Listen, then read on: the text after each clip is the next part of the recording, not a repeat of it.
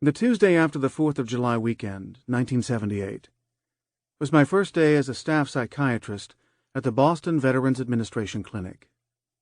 As I was hanging a reproduction of my favorite Bruegel painting, The Blind Leading the Blind, on the wall of my new office, I heard a commotion in the reception area down the hall. A moment later, a large, disheveled man in a stained three-piece suit, carrying a copy of Soldier of Fortune magazine under his arm, burst through my door. He was so agitated and so clearly hungover that I wondered how I could possibly help this hulking man. I asked him to take a seat and tell me what I could do for him. His name was Tom. 10 years earlier, he had been in the Marines, doing his service in Vietnam. He had spent the holiday weekend holed up in his downtown Boston law office, drinking and looking at old photographs, rather than with his family. He knew from previous years' experience that the noise, the fireworks, the heat, and the picnic in his sister's backyard, against the backdrop of dense early summer foliage, all of which reminded him of Vietnam, would drive him crazy. When he got upset, he was afraid to be around his family because he behaved like a monster with his wife and 2 young boys. The noise of his kids made him so agitated that he would storm out of the house to keep himself from hurting them. Only drinking himself into oblivion or riding his Harley-Davidson at dangerously high speeds helped him to calm down. Nighttime offered no relief. His sleep was constantly interrupted by nightmares about an ambush in a rice paddy back in Nam, in which all the members of his platoon were killed or wounded. He also had terrifying flashbacks in which he saw dead Vietnamese children.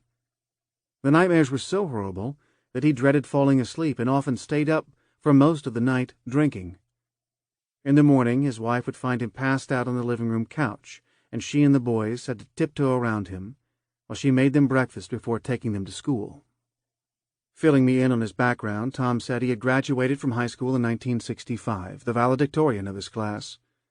In line with his family tradition of military service, he enlisted in the Marine Corps immediately after graduation.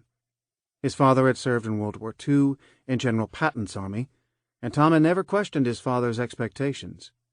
Athletic, intelligent, and an obvious leader, Tom felt powerful and effective after finishing basic training, a member of a team that was prepared for just about anything.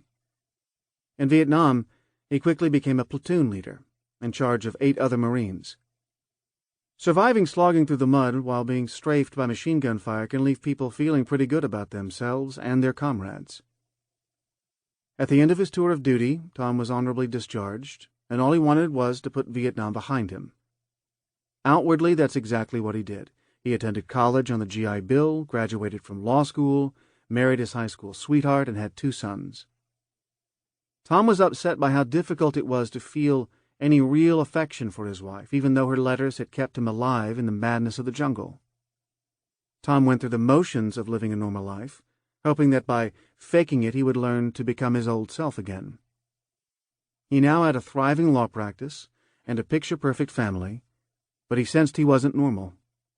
He felt dead inside. Although Tom was the first veteran I had ever encountered on a professional basis, many aspects of his story were familiar to me. I grew up in post-war Holland, playing in bombed-out buildings, the son of a man who had been such an outspoken opponent of the Nazis that he had been sent to an internment camp. My father never talked about his war experiences, but he was given to outbursts of explosive rage that stunned me as a little boy. How could the man I heard quietly going down the stairs every morning to pray and read the Bible while the rest of the family slept have such a terrifying temper? How could someone whose life was devoted to the pursuit of social justice be so filled with anger? I witnessed the same puzzling behavior in my uncle, who had been captured by the Japanese in the Dutch East Indies, now Indonesia, and sent as a slave laborer to Burma, where he worked on the famous bridge over the River Kwai. He also rarely mentioned the war, and he, too, often erupted into uncontrollable rages.